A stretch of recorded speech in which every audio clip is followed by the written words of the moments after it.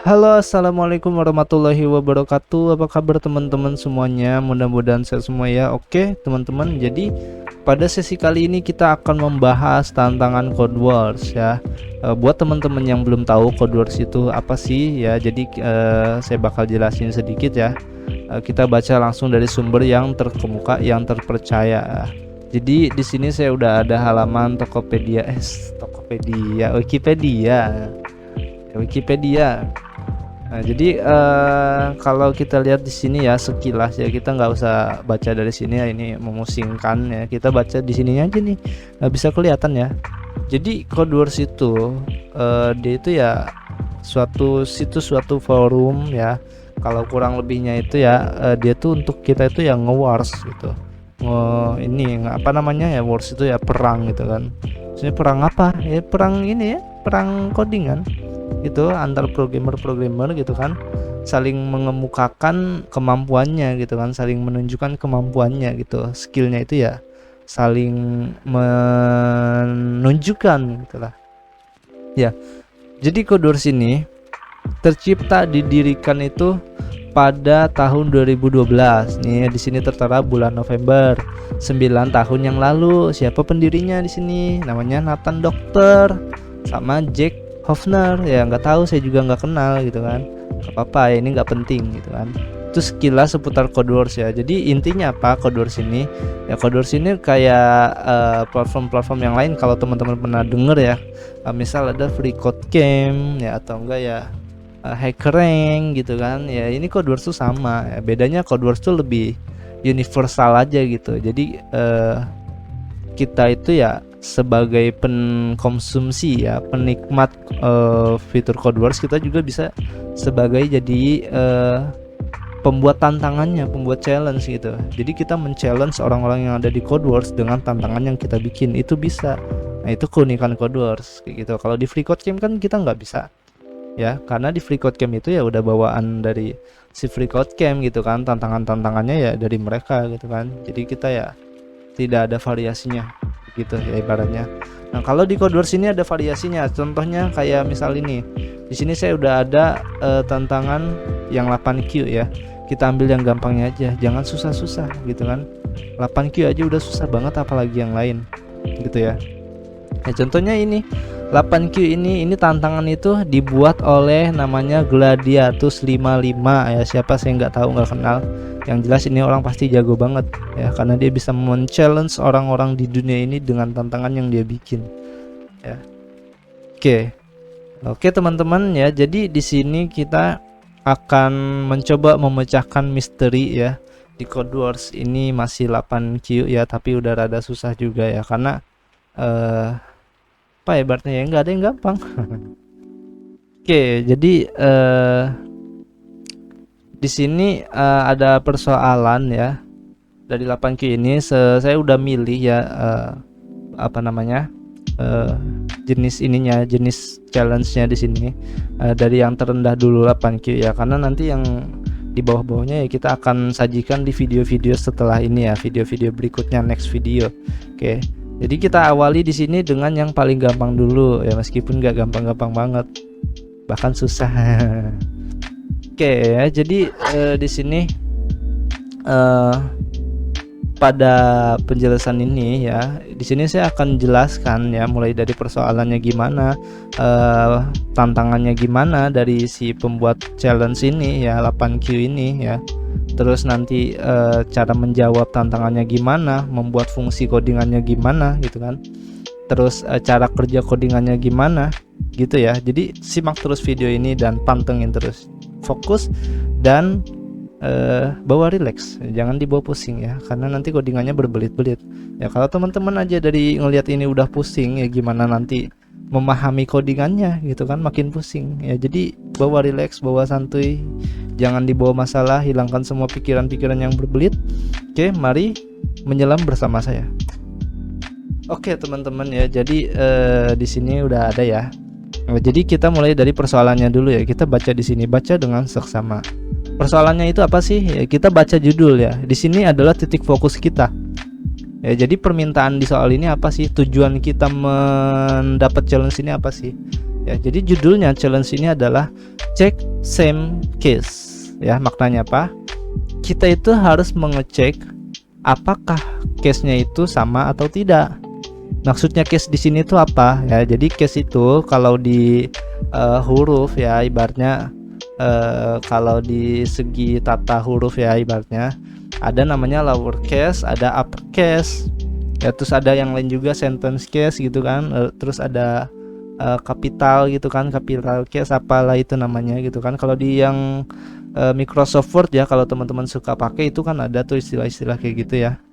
Sama di dunia programmer juga sama, dunia programming tuh sama, pakainya kayak gitu ya. Upper case itu ya berarti kan capital semua ya. Kalau lower case ya berarti ya kecil semua ibaratnya gitu ya. Intinya ya lower itu kecil, upper itu gede gitu ya, capital. Oke gitu ya. Jadi di sini tujuan soalnya ya, titik fokus soalnya itu adalah kita diminta untuk mengecek apakah case-nya itu sama atau tidak. Begitu. Oke. Kemudian kita masuk ke persoalan detailnya ya. Kita baca deskripsi detailnya. Oke, kita mulai dari sini. Write a function that will check if two given characters are the same case ya.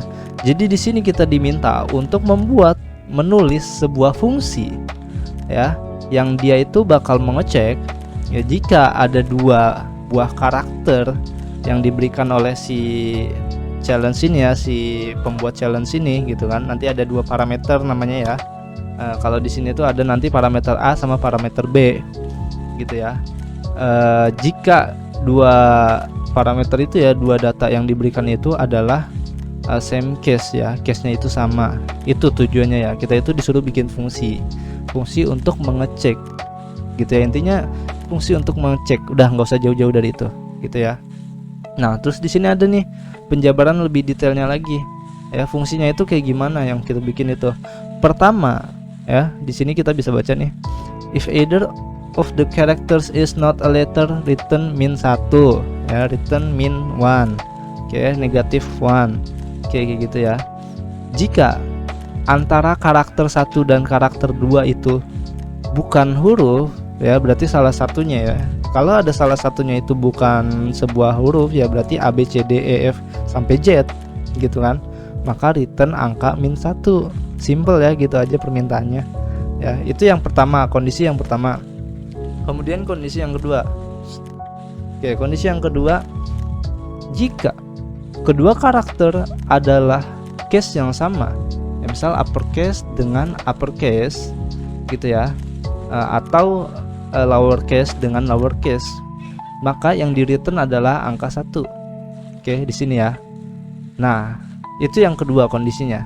Kemudian satu lagi kondisinya. Jadi di sini ada 3 kondisi, nggak usah jauh-jauh dari itu ya. Karena kita itu membuat fungsi yang tidak akan jauh dari persoalan. Kita tidak akan membuat fungsi yang jauh dari requestnya. Kayak gitu ya. Yang ketiga, kondisinya adalah jika kedua karakter adalah huruf tapi tidak case yang sama ya, tidak same case, maka return 0 gitu ya. Jadi kondisi yang ketiga ini adalah kalau dua-duanya itu huruf, bukan angka, bukan simbol, tapi case-nya itu beda, maka yang di return adalah angka 0. Kayak gitu ya, dapat ya. Di sini ada 3 kondisi gitu kan. Jadi kalau kita penjabarannya di logical itu ya pakai if aja udah cukup gitu kan. Pakai if itu udah cukup. Jadi ada if else, terus yang terakhirnya else. Itu kan udah 3 kondisi itu. Ya, jika apa, terus jika juga apa, kemudian else-nya. Ya selain itu ya jalan kayak gitu ya. Ya itu udah kita tangkap di situ. Oke, ini ada contoh di sini ya. Contoh yang pertama itu ya jika A dengan G gitu kan. Ini kan dua-duanya lower case. Ya kalau teman-teman perhatiin di sini ya, ini dua-duanya lower case. Oke, A-nya A kecil, ya kemudian G-nya G kecil. Ya, lihat ya di sini ya. Yang di return adalah 1. Oke, yang di return 1. Itu yang pertama contohnya. Kemudian yang kedua ini ada contoh juga. Di sini ada A, ada C. Ya, ini dua-duanya uppercase ya. Kenapa? Karena A-nya itu huruf besar, kemudian yang C-nya juga huruf besar.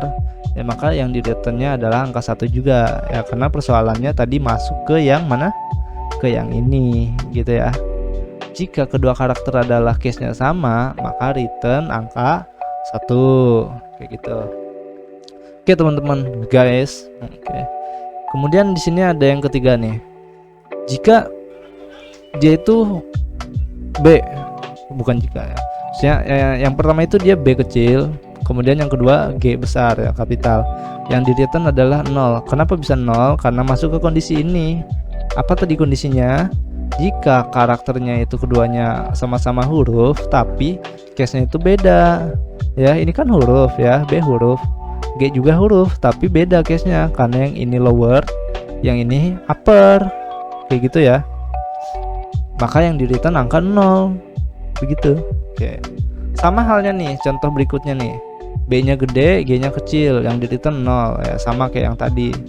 Tuh. Kemudian ini yang terakhir adalah angka 0 dan ini tanda tanya, yang di return -1. Kenapa gitu? Karena masuk ke kondisi yang ini. Ya. Di antara kedua karakter itu ada salah satunya yang bukan huruf. Kayak gitu ya. Ini kan dua-duanya bukan huruf nih. Ya, ini angka, yang ini simbol. Gitu. Ya, kalau misal salah satunya aja, misal yang ini 0 kemudian yang ini huruf, tetap returnnya -1. Oke, itu kondisi kayak gitu ya. Itu tadi seputar kondisinya. Kemudian kita masuk ke tantangan codingnya. Kita akan buat fungsinya sesuai requirement 3 di sini ya. Oke, nanti kita bikin cara kerjanya gimana, simak terus, pantengin terus di sini. Oke teman-teman ya, jadi kita masuk di sini ya, fokus, jernihkan pikiran kalian ya, karena ini akan berbelit-belit sekali. Oke, jadi lihat aja di sini ya. Oke, jadi kita akan mulai dari sini ya. Pertama kita itu akan mengecek apakah kondisinya dia itu uppercase atau lowercase atau selain itu gitu ya. Nah, kita di sini buat memperingkasnya ya, kita perlu bikin satu fungsi dulu, fungsi untuk mengecek apakah dia uppercase, lowercase atau yang lainnya gitu kan, selain uppercase dan lowercase. Nah, kita bikin aja di sini namanya function check gitu ya, namanya bebas. Di sini penamaan bebas. Teman-teman mau namain apa gitu kan, misal apa, yaitu bebas. Yang jelas biar lebih ini aja ya, kita namain fungsinya check misal gitu ya. Fungsi cek. Kemudian nanti di sini teman-teman ya, kita bakal butuh parameternya 1 ya. Apa aja itu dinamainya bebas, tapi di sini saya mewakilinya adalah L. L itu apa? L itu ibaratnya itu ya letter gitu kan. Apakah dia itu huruf atau bukan gitu kan. Ini kalau biar lebih jelasnya ya kita tulis saja letter gitu ya. Oke, kemudian nanti di sini kondisinya adalah dia itu perlu mereturn ya. Returnnya itu ada 3 jenis. Returnnya string, dia returnnya upper, lower atau order ya kan, selain dari upper dan lower gitu ya. Jadi kondisinya di mana, kayak gimana di sini ya. Pertama kondisinya kayak gini. Kita pakai ternary operator. Oke. Jika kondisinya itu l.charCode_add, ya, di situ maksudnya apa? ASCII-nya kita bikin dulu. Ya. Constant C gitu ya, misal sama dengan letter.charCode_add gini. Jadi fungsi letter.charCode_add ini apa sih teman-teman ya? Jadi dia itu fungsinya untuk melihat ya, misal dia itu sebuah huruf ya atau sebuah simbol gitu kan dalam bentukan string ya. charCode_add itu hitungannya itu ya angka-angka ASCII ya teman-teman. Kalau lihat di sini ya, misal saya contohin aja, di sini ada karakter map kalau di Windows itu ya. Nah ini tuh ASCII ya. Kalau huruf-huruf misal A gitu ya, ini tuh dimulainya itu ASCII-nya ya, angkanya. Angka ASCII-nya itu adalah 65. Kemudian ujungnya nanti di huruf Z-nya itu di sini itu adalah jatuhnya di 90. Kayak gitu ya. Nah, ini kan yang kapitalnya. Kemudian yang huruf kecilnya ini nanti jatuhnya di angka 97 dan Z-nya itu di angka 122. Itu angka ASCII-nya. Kayak gitu, teman-teman. Ini kalau saya misal contohin ya, di sini saya ada S6 konsol ya buat testing ya. Misal di sini saya mau cetak kita cetak huruf A. Ya, kita lihat di sini nanti di konsolnya. Nah, di sini bisa kelihatan ya, teman-teman. Di sini ada angka 65 ya. Jadi si huruf A ini ASCII-nya nomornya itu adalah 65. Begitu. Nah, sekarang kalau saya coba Z besar ya, Z kapital. Kita lihat. Nah, di sini ada ya, ASCII-nya adalah 90. Berarti kalau misal B kapital itu ya 65 ditambah 1 berarti 66. Terus itu berurutan. Karena kan ada alfabet itu kan ada berapa? 27 ya. Lupa saya juga. Ya, intinya segitulah. Kemudian kalau yang A kecil ya, itu tadi kan yang sebelumnya kan kapital. Sekarang A-nya yang nggak kapital, yang lower ya. Itu dia ASCII-nya itu ada di angka 97 ya. Kemudian Z-nya ada di angka 122. Kayak gitu ya, teman-teman ya. Berarti ya kalau huruf-huruf setelahnya ya ada di antara itu. Antara 97 dan 122 ya. Di sini ada ringkasnya nih ya. Ya, kalau yang A besar sampai Z besar itu ya 65 sampai 90. Kayak gitu ya. Ini seputar ASCII-nya. Ya, kita balik lagi ke CodeWorks. Ya, teman-teman. Oke. Jadi di sini fungsi letter.charCodeAdd ini fungsinya adalah untuk kita mencari angka ASCII-nya. Kayak gitu. Ya. Jadi si C ini nanti isinya adalah pasti number, angka. Kayak gitu. Nah, sekarang kita ceknya di sini. Jika C lebih besar sama dengan 65 ya, dan NN ya, berarti kondisinya itu harus terpenuhi dua-duanya. Ya, ini gerbang logika N gitu ya. N C lebih kecil sama dengan 90 ya. Jadi maksudnya di sini apa sih? Pertama, jika si C itu ya, kita kan tadi ngambil nih di sini. Ini tuh kan angkanya itu antara 0 sampai berapa ya? Sekitar mungkin 255 ya, atau lebih dari itu. Lupa saya sih ingat saya tuh 255 gitu ya, ASCII. Oke. Jadi jika C itu angkanya itu lebih besar dari 65 ya, dan C itu lebih kecil dari 90 ya, kalau ada sama dengan di sini berarti 90-nya termasuk. Kalau nggak ada sama dengannya berarti 90-nya nggak termasuk. Nah, sama kayak ini, lebih besar sama dengan berarti 65 termasuk. Kalau lebih besar doang berarti 66 dan seterusnya, 65-nya nggak termasuk. Kayak gitu ya. Oke. Jika lebih besar sama dengan 65 dan lebih kecil dari sama dengan 90 gitu ya, maka ini ternary ternary operator ya. Jadi ternary operator itu shorthandnya dari if gitu ya. Jadi kondisi di sini adalah jika ini terpenuhi ya, jika ini true, maka di sini apa gitu kan. Ini kan kita mau return ya, berarti return jika ininya true maka return upper ya. Ini kita mau return string dulu ya. Kemudian di sini else-nya ya. Else-nya bisa kita kasih ternary lagi gitu ya, karena di sini kita mau ngecek lagi. Else if jadinya di sini ya. C lebih besar sama dengan 97 ya, dan C lebih kecil sama dengan 122 ya. Kita balik lagi ke sini nih. Ini tadi 90 itu adalah ASCII dari huruf A. Kemudian 90 itu ASCII dari huruf Z, 65 itu ASCII dari huruf A gitu ya. Berarti kan antara A dan Z besar, yang uppercase gitu ya. Maka di sini kita kategorikan upper gitu ya. Kemudian di sini adalah 97 sampai 122. Berarti apa tadi? Lowercase ya, A kecil sampai Z kecil. Gitu ya, teman-teman. Nah, jika yang ini terpenuhi, maka kita returnnya adalah lower, gitu ya. Kemudian else-nya di sini adalah jika kedua kondisi ini kondisi pertama dan kondisi ini tidak terpenuhi, ya, dua-duanya itu false, ya. Misal di sini angkanya itu di bawah 65, ya kan, atau di atas 122, ya, atau di antara 90 dan 97, gitu ya. Berarti 91 sampai 96, karena itu kan bukan termasuk letter. Maka di sini kita returnnya adalah other, gitu ya, selainnya, gitu kan, kayak gitu. Oke, kondisinya di sini kita udah dapat, ya, fungsi buat ngeceknya. Kemudian di sini kita masuk ke bagian pengecekannya.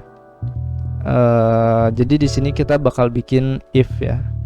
If kondisi pertama adalah jika kita itu mengecek si A dan juga nanti bakal ngecek si B, gitu kan. Jika dua-duanya upper, ya, atau jika dua-duanya lower. Sesuai kondisi yang mana? Kondisi yang ini, ya. Kita bikin if pengecekan untuk kondisi yang ini dulu, kayak gitu ya. Nah, di sini kan kalau saya tulis di sini cek A sama dengan upper, gitu kan, atau cek dan B sama dengan upper, itu bakal panjang banget. Nah, di sini kita ringkas, ya. Jadi ini meringkasnya gimana? Kita bikin variabel baru, gitu ya. Di sini saya bakal bikin namanya variabel U sama dengan upper, ya, buat pengecekan nanti.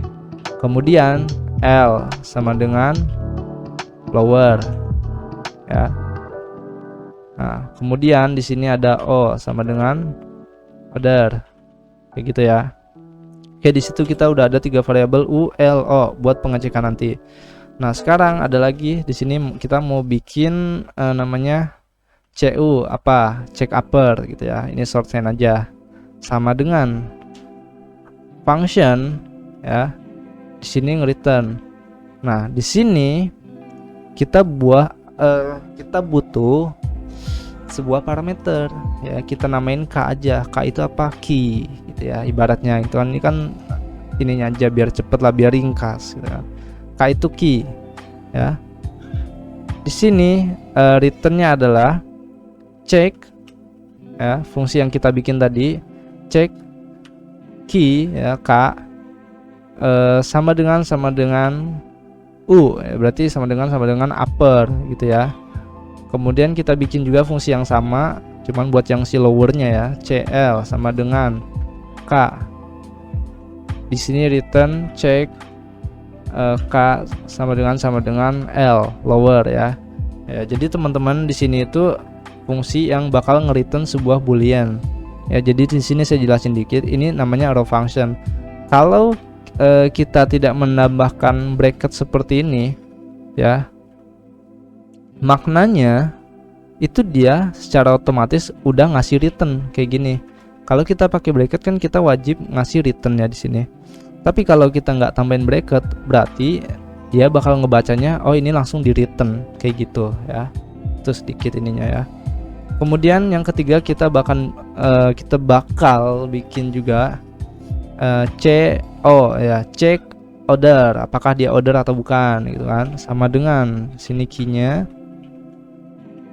Oke. Nah, terus di sini check key sama dengan order, gitu ya. Oke, teman-teman, di sini kita udah ada 3. Sini kita udah ada 3 ringkesan, ya, di sini. Sekarang kita tinggal bikin kondisi if-nya buat ngeceknya. Nah, tadi kan kita mau ngecek dari sini dulu, ya, jika kedua karakternya itu sama. Oke, jadi gimana cara ngeceknya? Di sini kita coba jabarkan. Oke. Kita udah bikin tadi ada 3 CU, CL, CO. Oke. Ya, jadi pertama kondisinya adalah jika check U, ya, check upper. Di sini kita harus kasih dulu apa yang mau dicek. Yang dicek adalah si A, ya, karena dia berarti bakal ngecek ini kan K-nya itu kan parameter, ini nanti isinya A. A dicek di sini, cek A ini masuk ke sini, ya, berarti dia bakal diambil letter.code@nya kan, terus dicek di sini bakal kembali upper, lower atau other gitu kan. Nah, disinilah jika dia misal upper nih, upper sama dengan upper berarti true.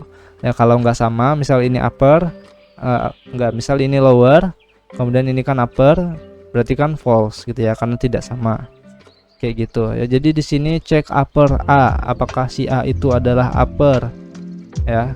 Di situ berarti bakal nge-returnnya true or false gitu kan. Nah, di sini NN gitu kan. Berarti si A-nya itu upper dan kita mau cek si B-nya juga harus upper. Ya karena sesuai kondisi ini. Gitu ya. Jika dua-duanya upper gitu kan. Nah, terus di sini ada or. Kenapa ada or? Ya. Karena di sini ada dua tipe ya, ada upper ada lower. Gitu kan. Ya, jadi setelah kita cek upper ya, dua-duanya upper, kita juga cek lowernya. Jika cek lower A adalah true dan cek lower B adalah true, berarti dua-duanya lower, gitu ya. Maka di sini, ya, di sini kita bakal nge-return sesuai permintaannya adalah 1. Ya, kita return 1, gitu ya. Oke, itu yang pertama tadi. Ya, kemudian di sini kita pakai else if ya, karena itu tadi kan kondisi pertama. Sekarang kondisi kedua dan nanti ada kondisi yang ketiganya gitu ya. Else if ya, kita bikin kondisi lagi di sini. Kita harus ngecek oke ya. Jadi kita mau ngecek yang bagian ini dulu nih, teman-teman. Kita mau ngecek bagian ini ya, jika kondisinya itu dua-duanya itu letter ya, tapi case-nya itu beda. Ya, yang di return adalah 0 ya, maka ini hapus saja dulu di sini. Nanti kita return 0-nya di sini, return 0. Oke, sekarang kondisinya apa, gimana gitu kan. Pertama di sini yang harus kita cek itu adalah jika yang A-nya itu upper ya, dan yang B-nya itu tidak upper ya, berarti ini kita balikin aja ya, CU B-nya itu tidak sama dengan gitu kan. Ini kita balikin. Misal gini loh cara kerjanya ya, tanda seru ini. Tanda seru ini tuh maknanya not ya. If not CU B gitu kan. Jadi seandainya nih si B itu adalah upper kan pas dicek di sini dan dia adalah true gitu kan, mereturn true, maka di sini true-nya itu bakal dibalikan jadi false gitu ya. Oke, jadi kondisinya di sini. Nah, terus di sini kita perlu ngecek juga nih, jika si A-nya itu bukan bagian dari yang order itu ya. Ini bukan bagian yang order dan si B-nya juga bukan bagian yang order juga gitu. Maksudnya bukan simbol gitu kan atau number gitu kan. Karena kan di sini permintaannya kan harus letter dua-duanya gitu kan. Tapi case-nya nggak sama, itu aja gitu ya. Oke, if NN not order A dan not order B gitu ya. Di sini kita udah dapet nih. Kemudian di sini ada or-nya. Itu kan tadi kita bikin yang uppercase ya, sekarang lowercase-nya. Ya. CL check lower A. Jadi harus true ya. Jadi check lower A-nya itu true dan check lower B-nya itu false. Maksudnya check lower B-nya itu ya nggak true gitu kan, kita balikin nilainya. Dan juga tidak simbol. Ya, COA tidak simbol dan B-nya tidak simbol juga. Ya. Nah, di sini maka di return 0. Nah, selebihnya di sini adalah kondisi else-nya. Ya, kalau else-nya berarti jika tidak memenuhi kondisi ini dan juga kondisi ini. Jika tidak kondisi ini dan kondisi ini gitu ya. Maksudnya kondisi if yang ini dan juga tidak memenuhi kondisi else if yang ini. Ya, maka di sini kita tinggal kasih aja else return -1.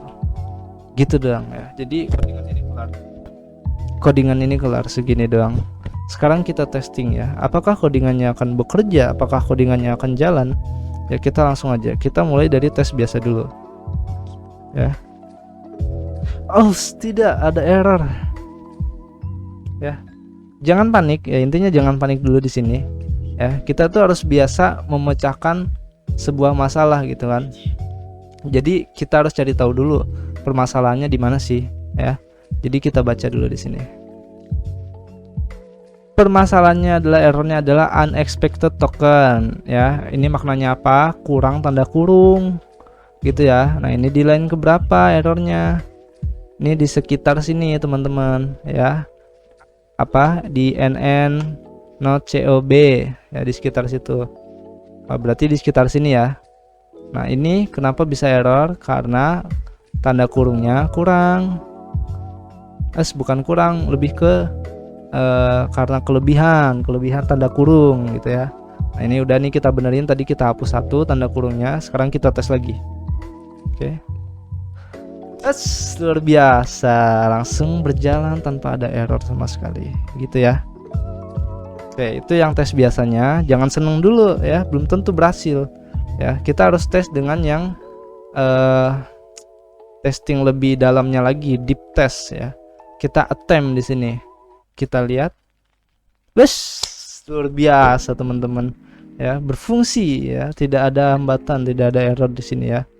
Sekali bikin tidak ada error ya. Tadi ada satu itu juga ya salah, ini aja gitu kan. Oke teman-teman ya, jadi di sini udah terjawab ya. Kita menyelesaikan tantangan Codewars 8Q ya. Ini versi yang paling mudahnya, meskipun nggak mudah-mudah amat ya. Ya mungkin penjelasannya agak ruwet di situ ya, cuman dari sini teman-teman belajar gimana caranya membuat variabel itu menjadi ringkas.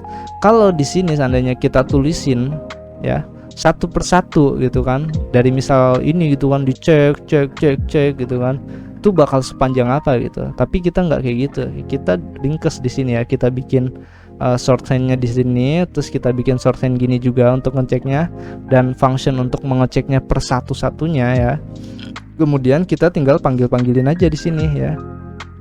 Ini dengan kita ringkas aja masih sepanjang ini, apalagi nggak kita ringkas gitu kan. Jadi ibaratnya gitu ya.